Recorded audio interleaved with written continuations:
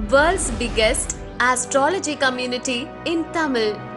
Online Astro TV, வாழ்வின் வெளிச்சம். Online astro டிவியை கண்டு மகிழுங்கள். ஆன்லைன் ஆஸ்ட்ரோ டிவி நேயர்கள் அனைவருக்கும் அன்பான வணக்கங்கள். இன்று நம்மளுடைய அரங்கத்திற்கு வருகை தந்திருக்கும் சஷ்டி குழுமத்தின் நிறுவனர் மற்றும் தலைவர் திரு வல்லரசு தினேஷ்ராஜ் ஐயா அவர்களை அன்புடன் வரவேற்கிறோம். வணக்கங்க ஐயா. வணக்கம் சார். ஐயா வாழ்க்கை நடைமுறைக்கு தேவையான நிறைய வகுப்புகள் எடுத்துகிட்டே இருக்காது. சுவாரஸ்யமான வகுப்புகளும் இருக்குது, வாழ்க்கைக்கு இன்றியமையாத வகுப்புகளும் இருக்குது. அந்த வகையில் பார்த்திங்கன்னா இந்த மாதம் எடுக்கக்கூடிய ஒரு வகுப்பு பார்த்திங்கன்னா இந்த முடக்கு நட்சத்திரம் அப்படிங்கிறத பற்றி. ஏன்னா எல்லாருக்கும் வாழ்க்கையில் முடக்கு அப்படிங்கிற ஒரு விஷயம் பார்த்திங்கன்னா ரொம்ப ரொம்ப காம்ப்ளிகேட்டடான ஒரு விஷயம். ஸோ அப்போ இந்த முடக்கு அப்படின்னா என்ன, அது எந்த நட்சத்திரத்தில் இருக்குது, அதனுடைய கர்மா, அந்த மாதிரி டீட்டெயிலாக எடுக்கிறதா சொல்லியிருக்காரு. அதை பற்றி நம்ம கேட்டு தெரிஞ்சுக்கலாம் வாங்க. ஐயா வணக்கங்க ஐயா. வணக்கம் சார். இந்த முடக்கு நட்சத்திரம், முடக்கு பாவம் அப்படின்னு சொல்லிட்டு ஒரு பெரிய ஒரு இஷ்யூ எல்லாத்துக்கும் கொடுக்குது.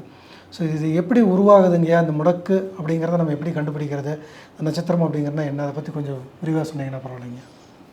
நம்முடைய யூடியூப் சேனலில் பார்த்திங்கன்னா கடந்த ஒரு 5 வருடமாக தான் இந்த முடக்கு தோஷத்தை பற்றி நம்ம பேசிகிட்டு இருக்கோம். ஏன் இந்த தோஷத்தை பற்றி பேசுகிறோம், அதுக்கு முக்கியத்துவம் கொடுக்குறோம் அப்படின்னா, ஒரு மனிதன் பல்வேறு விதமான பிரச்சனைகளோட ஜாதகம் பார்க்க வருவாங்க.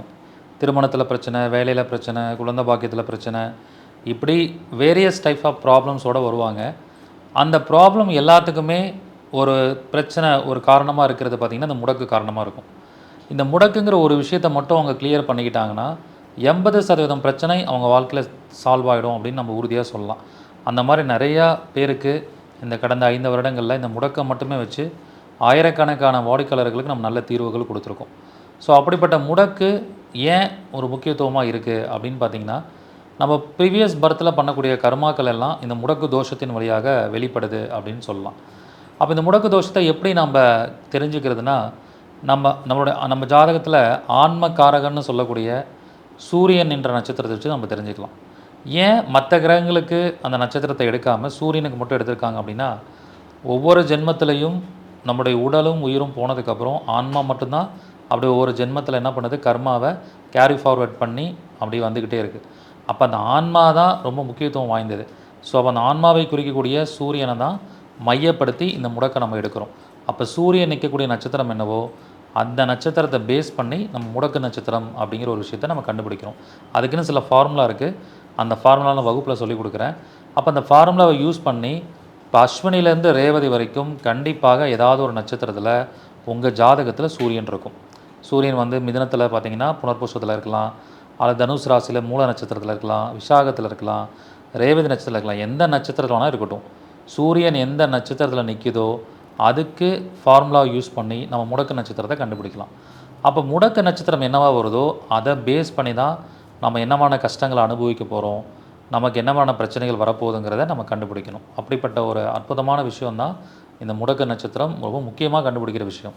இதை தெரிஞ்சுக்கிட்டால் நம்ம என்ன மாதிரியான முன்ஜென்ம கர்மா பண்ணியிருக்கோம், அதனால் என்ன மாதிரியான பலன்களை நம்ம அனுபவிப்போம், அதுக்கு என்ன மாதிரியான பரிகாரங்கள் அப்படிங்கிற விஷயங்களை நம்ம தெரிஞ்சுக்க முடியும். ரொம்ப நல்லதுங்க. இப்போ ஒரு முடக்கு நட்சத்திரமாக நாங்கள் ஜாதகத்தில் கண்டுபிடிச்சிட்டோம். ஸோ இப்போ மேச ராசியிலே பார்த்திங்கன்னா ஒரு பரணி நட்சத்திரம் அப்படிங்கிறது முடக்காக வந்துருச்சு. ஸோ அப்போ இந்த பாவம் அப்படின்னா எங்களுடைய லக்ன ரீதியாக இந்த பாவத்துக்கு என்ன மாதிரி பிரச்சனைகள் நாங்கள் சந்திக்க வேண்டியிருக்கோம், ஸோ அந்த ஆதிபத்திய ரீதியாக என்னென்ன மாதிரி பிரச்சனைகளை சந்திக்க வேண்டியிருக்கும், அதை பற்றி கொஞ்சம் விரிவாக சொன்னீங்கன்னா அப்புறம் இல்லைங்க. இல்லை, பொதுவாக ஆக்சுவலி முதல்ல நம்ம தெரிஞ்சுக்க வேண்டிய விஷயம் என்னென்னா, முடக்கு நட்சத்திரம் 27 நட்சத்திரத்தில் ஏதாவது ஒரு நட்சத்திரம் கண்டிப்பாக வரும். அப்போ அந்த நட்சத்திரம் முடக்கு நட்சத்திரமாக வருதுனாலே அதுக்கு ஒரு முன்ஜென்ம கர்மா நீங்கள் பண்ணியிருப்பீங்க. அதனால தான் அந்த முடக்கு நட்சத்திரம் அந்த பர்டிகுலர் ஸ்டார் வரும். ஸோ இப்போ நீங்கள் சொன்ன மாதிரியே இப்போ பரணி நட்சத்திரம் முடக்கு நட்சத்திரமாக வருதுன்னா அவங்க என்ன மாதிரி முன்ஜென்ம கர்மா பண்ணியிருப்பாங்கன்னா, மற்றவர்களுடைய வருமானத்தை இவங்க திருட்டுத்தனமாக பயன்படுத்துறது. மற்றவங்க கஷ்டப்பட்டு உழைப்பாங்க, வருமானம் சம்பாதிப்பாங்க, பட் அந்த வருமானத்தை இவங்க உழைப்பே இல்லாமல் அவங்கள சுரண்டி சம்பாதிப்பது அப்படின்னு சொல்லலாம். சில இடங்களில் என்ன நடந்திருக்குன்னா, மற்றவருடைய வருமானத்தை அவங்க தடுத்து நிறுத்தியிருப்பாங்க. அவங்களுக்கு நிரந்தரமான ஒரு வருமானம் போயிட்டு இருந்திருக்கும், நல்லா சம்பாதிச்சுட்ருப்பாங்க. அவங்களுக்கு மேலே ஒரு தீவிரமான ஒரு பழியை சுமத்தி அவங்கள வேலையை விட்டு தூக்கிட்டால் அவங்க நிரந்தர வருமானம் வராமல் போயிடும். ஸோ இந்த மாதிரி மற்றவருடைய வருமானத்தை கெடுப்பது அப்படிங்கிற பாவத்தை யாரெல்லாம் செஞ்சுருக்காங்களோ அவர்களுக்கு பரணி நட்சத்திரம் முடக்கு நட்சத்திரமாக வரும். இப்படி நம்ம எடுக்கலாம். இப்படி ஒவ்வொரு நட்சத்திரங்களுமே நம்ம மிக அழகாக நம்ம பார்க்க முடியும். அதே மாதிரி ஃபார் எக்ஸாம்பிள் இப்போ ஒருத்தங்களுக்கு மக நட்சத்திரம் வந்து முடக்கு நட்சத்திரமாக வருதுன்னு வச்சுக்கோங்களேன். மகம் வந்து பார்த்திங்கன்னா காலபுருஷத்துக்கு 10வது நட்சத்திரம்.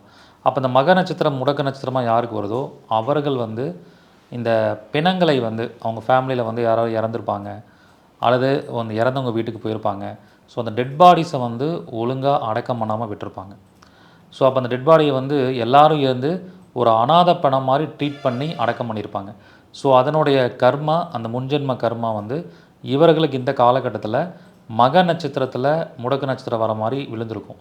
அந்த மாதிரி மக நட்சத்திரம் முடக்கு நட்சத்திரமாக வருதுன்னா அவர்களுக்கு என்ன மாதிரி பலன்கள் நடக்கும் அப்படின்னு பார்க்கும்போது இவர்களுக்கு அதே மாதிரியான நிலைமை ஏற்படலாம். அவங்களுடைய கடைசி காலத்தில் இறக்கும்போது பக்கத்தில் யாருமே இல்லாமல் அனாதையாக இறக்குற மாதிரி சூழல் ஏற்படும்.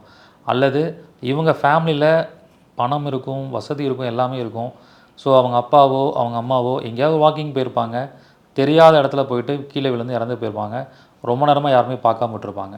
ஸோ அப்போ வந்து அவ்வளோ பணம் இருந்தும் ஒரு டெட் பாடி வந்து அழுகிற நிலைக்கு போய் எடுப்பாங்க. ஸோ இந்த மாதிரியான கர்மாக்கள்லாம் மக நட்சத்திரம் முடக்க நட்சத்திரமாக விழுந்தவங்களுக்கு அவங்களுடைய வர்க்கத்தில் இந்த மாதிரி தண்டனையை அனுபவிப்பாங்க. ஸோ அப்போ முன்ஜென்ம கர்மா என்ன பண்ணியிருக்கீங்களோ அதை ஒவ்வொரு நட்சத்திரத்தை வச்சு கண்டுபிடிக்கலாம். அதுக்கப்புறம் அதுக்கு என்ன மாதிரி பலன்கள் நடக்கும்னு கண்டுபிடிக்கலாம். அதுக்கான பரிகாரத்தையும் நம்ம தெரிஞ்சுக்கிறது ரொம்ப நல்லது. ரொம்ப ரொம்ப நல்லதுங்க. ஏன்னா நாங்கள் முடக்கு அப்படிங்கும்போது பார்த்தீங்கன்னா, இப்போ ஒரு 3ஆம் பாகம் முடக்கு ஆயிருந்து அப்படின்னா நம்மளுடைய தைரிய வீரிய ஸ்தானம் முயற்சிகள் எடுக்கிறதுலேருந்து பிரச்சனைகள் உருவாகும். ஒரு போட்டி தேர்வுகளுக்கு போகிறதெல்லாம் பிரச்சனைகள் உருவாகும். பாவ ரீதியாக தான் வந்து பிரச்சனைகளை சந்திப்புன்னு சொல்லியிருப்போம். ஆனால் நீங்கள் வந்து இது ஒரு சாதாரணமாக இது நமக்கு உருவாகிறதில்ல, நம்மளுடைய முன்ஜென்ம கர்மாவோடைய கனெக்டிவிட்டினால தான் இந்த நட்சத்திரம் முடக்காக வருதுன்னு சொல்லியிருக்கிறீங்க. ஸோ அப்போ அந்த நட்சத்திரத்துக்கு உண்டான இந்த முன்ஜென்ம கர்மா என்ன அப்படிங்கிறத தெரிஞ்சுக்கிட்டு அதுக்குண்டான ஒரு பரிகாரமும் செய்யும்போது அது முழுமையான ஒரு நிவர்த்தியாக அடையும் அப்படிங்கிறத ரொம்ப ஒரு டீப்பாக வந்து சொல்லி பண்ணியிருக்கீங்க. ஸோ அப்போ அந்த மாதிரி இதை நம்ம தெரிஞ்சுக்கிட்ட பிறகு இதுக்கு நம்ம வந்து ஒரு பரிகாரங்கள் அப்படிங்கிறது பார்த்திங்கன்னா எந்த மாதிரி நம்ம செஞ்சு இதை வந்து நம்ம சரி பண்ணிக்க முடியும் அப்படிங்கிறது கொஞ்சம் விளக்கமாக சொன்னீங்கன்னா பரவாயில்லைங்க. இதுக்கு பரிகாரம் என்ன அப்படின்னு பார்த்தீங்கன்னா, என்ன மாதிரியான ஒரு கர்மாவை பண்ணுறீங்களோ அந்த விஷயத்தை இந்த ஜென்மத்தில் எக்காரணத்தை கொண்டு பண்ணக்கூடாது. ஃபார் எக்ஸாம்பிள், இப்போ நம்ம கிருத்திகை நட்சத்திரம் யாருக்கெல்லாம் முடக்கு நட்சத்திரமாக வருதோ அவர்களை என்ன மாதிரியான முன் ஜென்மத்தில் கர்மா பண்ணியிருப்பாங்கன்னா, விபத்தினால் காயமடைந்தவர்கள் அல்லது விபத்தினால் உயிருக்கு போராடுறவங்க, விபத்து ஏற்பட்ட அறுவை சிகிச்சை பண்ணுற சூழலில் இருக்கிறவங்களுக்கு நம்ம உதவி செய்யக்கூடிய சூழலில் இருந்தும் உதவி செய்யாமல் போயிருப்பாங்க. பணம் இருந்தும் அந்த உயிரை காப்பாற்றிருக்கலாம், பட் காப்பாற்ற மாட்டாங்க. படுகாயம் அடைஞ்சிருப்பாங்க, அறுவை சிகிச்சை பண்ணணுன்னு இருக்கும், அவங்களுக்கு பணம் கொடுத்து உதவி இருக்க மாட்டாங்க. ஸோ இந்த மாதிரியான கர்மாக்களை பண்ணவங்களுக்கு கிருத்திகை நட்சத்திரம் வந்து முடக்கு நட்சத்திரமாக வரும். அப்போ அவங்க என்ன பண்ணணும்? அதுக்கு முதல் பரிகாரமே என்னென்னா, கிருத்திகை நட்சத்திரம் யாருக்கெல்லாம் முடக்கு நட்சத்திரமாக வருதோ எங்கெல்லாம் விபத்து நடக்குதோ அந்த விபத்துக்கு ஏதாவது உதவி செய்யுங்க. விபத்தில் பாதிக்கப்பட்டவங்களுக்கு உதவி செய்யுங்க. உங்களுக்கு அந்த மாதிரி சூழலில் பிரபஞ்சம் கொடுக்கும். கேள்விப்பட்டாலே உங்களால் அறுவை சிகிச்சைக்கு ஒரு 5 லட்சம் ஆகுதுன்னா உங்களால் முடிஞ்ச ஒரு 5000 10,000 கொடுத்து ஹெல்ப் பண்ணலாம். ஸோ இதை முதல்ல நீங்கள் செய்ய ஆரம்பித்தாலே அந்த முன்ஜென்ம கர்மா படிப்படியாக குறையும். அதுக்கப்புறம் அந்த நட்சத்திரம் சார்ந்த காரகத்துவ விஷயங்களை, குறிப்பாக உணவை வந்து தானம் பண்ணிகிட்ருக்கிறது ஒரு சிறந்த பரிகாரமாக இருக்கும். அது மட்டும் இல்லாமல் அந்த நட்சத்திரத்துக்குன்னு ஒரு கோயில் இருக்குது. ஸோ இந்த முடக்கு ரீதியான விஷயத்துக்கு முன்ஜென்ம கர்மாவை சரி பண்ணுறதுக்குன்னு ஒரு கோயில் இருக்குது. அப்போ அந்த கோயிலுக்கு போகும்போது அவங்களுக்கு ஒரு பெரிய மாற்றங்கள் வந்து நடக்கும். ஸோ அப்போ அந்த கிருத்திகை நட்சத்திரத்துக்காக போக வேண்டிய கோயில் அப்படின்னு பார்த்தீங்கன்னா, சென்னையில் இருக்கக்கூடிய வடபழனி முருகன் கோயிலுக்கு போயிட்டு வரும்போது அவங்களுக்கு நிச்சயமாக ஒரு தீர்வு கிடைக்கும் அப்படின்னு சொல்லலாம். இப்படி 27 நட்சத்திரங்களும் முடக்கு நட்சத்திரமாக வரதுக்கு முன்ஜென்ம காரணம் என்ன, அதுக்கான பலன் என்ன, அதுக்கான பரிகாரங்கள் என்னென்னு மிக தெளிவாக நம்ம வந்து சொல்ல முடியும். ரொம்ப ஒரு சிறப்பான வகுப்பாக இருக்க போதுன்னு நாங்களே எதிர்பார்க்கிறோம். ஏன்னா இதுக்கு முன்னாடி நாங்கள் முடக்கு அப்படின்னா முடக்கு பாவ ரீதியாக ஒரு கோயில் நம்ம போயிருப்போம். ஸோ அந்த பாவத்துக்கு வந்து எப்படி நம்ம ஆக்டிவேட் பண்ணலாம் அப்படிங்கிற விஷயங்களெல்லாம் எதை பண்ணக்கூடாது, அது வாழ்வியல் பரிகாரம் அப்படிங்கிறத பண்ணியிருக்கோம். இப்போ இந்த உள்நாட்டில் இருக்கிறவங்க வந்து பார்த்திங்கன்னா கோயில் பரிகாரங்கள்லாம் செஞ்சுருவோம். இப்போ இந்த வெளிநாட்டில் இருக்கக்கூடிய மக்கள் இந்த மாதிரி கோயிலுக்கு சில குழந்தைகள் பார்த்திங்கன்னா வீட்டிலே பார்த்திங்கன்னா கோயிலுக்கெல்லாம் கூப்பிட்டா இவன் வரமாட்டேங்கிறான் அப்படிங்கிற மாதிரிலாம் சில கம்ப்ளைண்ட்ஸ் எல்லாம் இருக்கும். ஸோ அப்போ அவங்களுக்கு இந்த நட்சத்திரம், இது முடக்கு நட்சத்திரம் எதுவாக வருதோ அது சார்ந்து இந்த மாதிரி வாழ்வியல் பரிகாரங்களை செய்யும்போதே பார்த்திங்கன்னா இது பெட்டர் ரிசல்ட் கிடைக்கும் அப்படிங்கிற ஒரு பொக்கிஷமான ஒரு விஷயத்தை வந்து நீங்கள் சொல்லித்தர காத்திருக்கிறீங்க. ஸோ அப்போ இது சார்ந்த வகுப்பு நீங்கள் எப்போ எடுக்க போகிறீங்க, அதை பற்றி கொஞ்சம் டீட்டெயிலாக சொன்னீங்கன்னா பரவாயில்லைங்க. ஆக்சுவலாக இந்த வகுப்பு வந்து பார்த்திங்கன்னா நம்ம 500 ரூபா கட்டணத்தில் நடத்த போகிறோம். நம்ம பயிற்சி மையத்தின் சார்பாக நடத்துகிற வகுப்புலேயே மிக குறைந்த கட்டணத்தில் நடத்தக்கூடிய ஒரு வகுப்பு. இந்த வகுப்பை வந்து பார்த்திங்கன்னா உங்களுக்கு VDR ஜாதக ஆராய்ச்சி வகுப்பாக நடத்த போகிறேன். ஸோ நம்மளுடைய நிறைய மாணவர்கள் வந்து இந்த வகுப்பில் கலந்துக்கிட்டு இது ஒரு பயிற்சி வகுப்பாக ப்ராக்டிஸ் பண்ணுற மாதிரி இருக்கும். இந்த வகுப்போட நோக்கமே நான் கிட்டத்தட்ட ஒரு 1000க்கும் மேற்பட்ட ஜாதகத்தில் பார்த்து எந்த ரூல்ஸ்லாம் வந்து பர்ஃபெக்டாக ஒத்து வருதோ அதை தான் நான் வகுப்பாக போடுவேன். அந்த மாதிரி 27 நட்சத்திரத்துக்கு உண்டான முன்ஜென்ம கர்மாவை பற்றி நம்ம நிறைய கிளைண்ட்ஸுக்கு சொல்லி அது 100% பர்ஃபெக்டாக இருந்திருக்கு. அதோடைய அனுபவ கருத்துக்களை தான் இந்த வகுப்பில் சொல்லிக் கொடுக்க போகிறேன். இந்த வகுப்பு வந்து பார்த்திங்கன்னா 18/5/2026 திங்கட்கிழமை அன்னைக்கு இந்த வகுப்பு நடைபெற போகுது. மாலை 6 மணிலேருந்து 9 மணி வரைக்கும் 3 மணி நேர வகுப்பாக நடைபெறும். விருப்பம் இருக்கிறவங்க தாராளமாக முன்பதிவு பண்ணிக்கலாம். ஃபஸ்ட்டு ஜாயின் பண்ணுற 500 நபர்களுக்கு மட்டுமே அனுமதி. ரொம்ப ரொம்ப சிறப்புங்க. ஒரு குறைந்த கட்டணத்தில் வந்து ஒரு முக்கியமான ஒரு விஷயத்தை வந்து அரிய தகவலோடு சொல்ல காத்திருக்கிறீங்க. இந்த விஷயத்தை எல்லாரும் வந்து நாங்கள் பயன்படுத்திக்கிறோம். இந்த அரிய தகவலை கொடுத்தது பிரபஞ்சத்திற்கும் உங்களுக்கும் ஆன்லைன் ஆஸ்ட்ரோ டிவி நேயர்கள் சார்பாக என்னுடைய பணிவான வணக்கங்களை சொல்லி தெரிவிக்கிறோம். நன்றிங்கய்யா, வணக்கம். வாழ்க வளமுடன்.